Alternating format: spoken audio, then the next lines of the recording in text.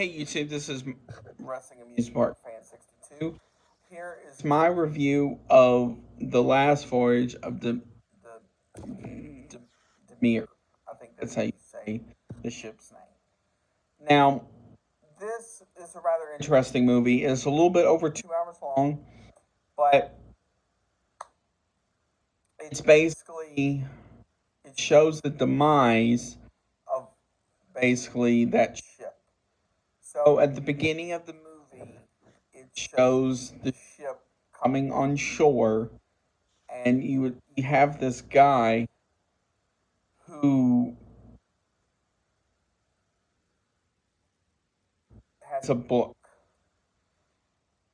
It looked like one of those old style journals, and it basically talked about how God rest your soul, good luck to anybody type ordeal. And you could tell this this was back in like 1798 or something like that, with how the police were dressed, like with the, I shouldn't say comb type hat, but that type of hat and stuff like that. Then it cuts to um in Romania, the Demir, or I think it's the Demir, um of stuff getting put on the ship. Well, it has this, it looks like a parade type of stuff of horse and carriages with unknown coffin type um, objects being loaded onto the ship, along with different sort of animals like pigs uh, and all those type of animals. And so then it introduced us to the different characters. So you have this black guy who was the only black guy to graduate a um, a college and be a doctor. Then you have the other typical crew members. Then you also have a 10-year-old boy with his dog. Now, how that was the part I never got about this movie, was how that boy fit in. And they were going to London, England. Um, now, so they set off, and it was fine.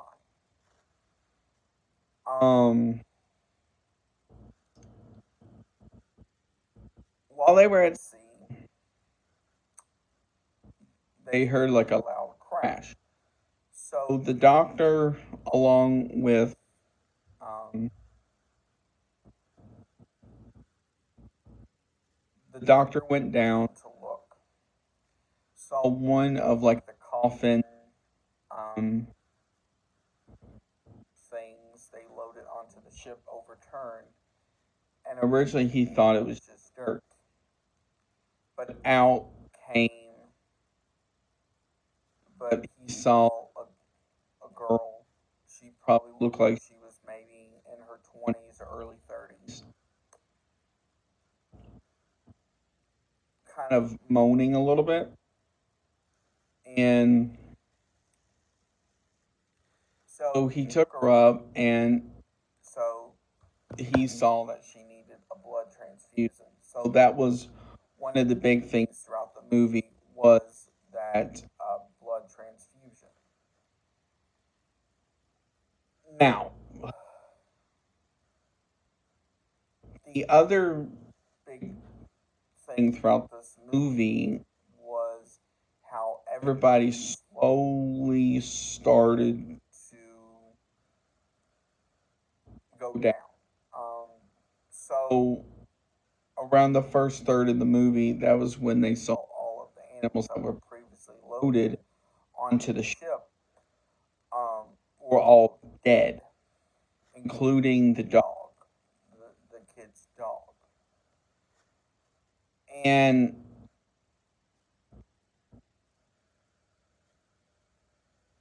so they were all like, how did this happen? Was there a virus that came aboard? Stuff like that. And it really wasn't until one of the crew members who was doing a walk on deck found what started killing everybody. And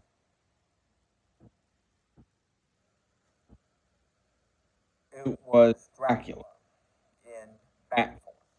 Now, I would like to make a side note to this. The figure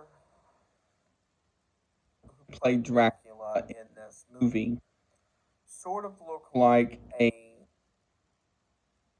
um, one of those like hanging bats you can find in a lot of Halloween stores during Halloween. So that's what it looked a lot like. So I mean, it wasn't too bad, but it could have been better. Um. Anyway, so throughout the movie, everybody started disappearing. Um. And one of them was the young kid. Well, the captain of the ship thought he saw the boy move, so he opened his sheets. The boy's eyes opened up, and then he basically burst into flames because it was daylight.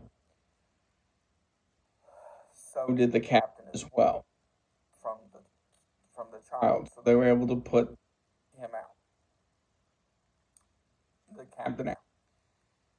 Well, while this was going on, the girl who they were doing the blood transfusion with um, woke up, and so she was like, "This is Dracula. He's come back," and stuff like that. At first, they thought the girl was crazy, and so they're like, "Control her," stuff like that. So they basically made it where, you know, so they finally started listening to her.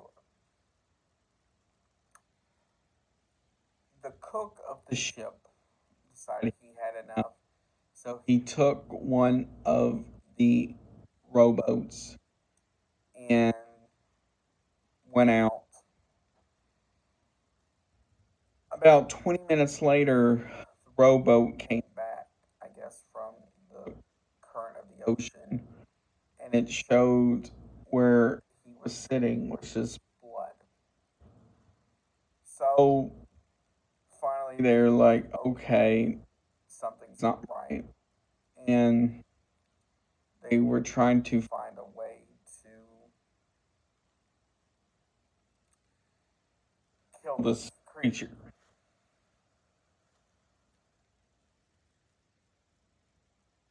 Well, the captain was one of the next victims. He went, so they were in a storm, so he went out to basically tie the wheel up when that happened. Um, and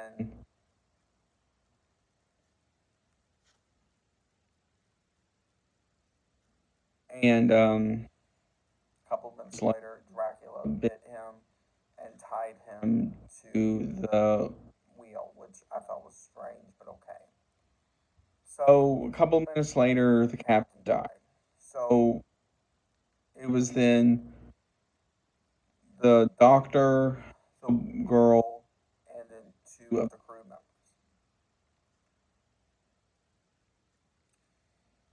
The crew members doctors went up on the crow's nest, and as they were looking for Dracula, a mist started to come in, where you couldn't see anybody. So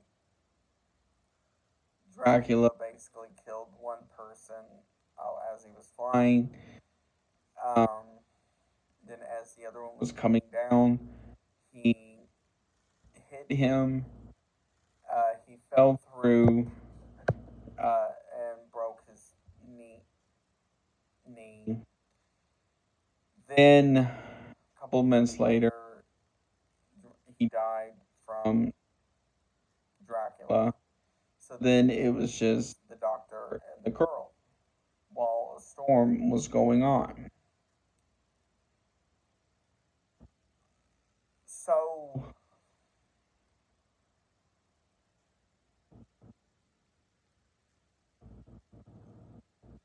they tried fighting, and um, the girl uh, was able to cut one of the ropes that was holding one of the masts in place. So they jumped overboard, and uh, one of the wood pieces uh, kept Dracula against the mast. So the next morning, um, well, the ship went on the beach in London, and so Dracula howled and I guess flew away.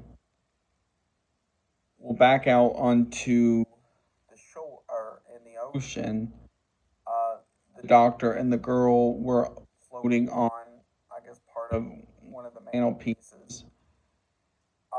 And the girl was like, um, basically, I don't want to hurt anybody else. This is the end for me. The doctor's like, I can get you the blood transfusion. She's like, no. This is it sort of had that scene from Titanic, um, when Jack and Rose were floating on that door. So it had that sort of feel to it. So the doctor was on that piece while the girl got onto, it was like an end piece. And then as soon as the sun came up, she burst into flames. And the whole piece burst into flames as well. And she died. So the doctor eventually went on shore. As he was in a pub in London, he was the doctor was asking about something, and he started to hear like one of the old style canes, like a on a wood floor. And then he felt something go across his neck. The camera pans, and it was Dracula dressed as somebody from the time. So the doctor went out onto the road the pub was on, and he is like, I'm going to kill this creature no matter what I do. And then it just ends. Okay. Now, this movie had a very dark undertone to it, but it had some extremely good camera work as well. I liked a lot of the camera angles they did, especially in the storm aspect of it, and then also how they had like fire lanterns instead of like LED type, because obviously they didn't have LED back then. but also the aspect of who did this, how did this happen, etc. Overall, this movie is a great movie. I highly suggest you see it if you can. Um, Please be aware there are some jump scares type scenes throughout the movie, so please keep that in mind.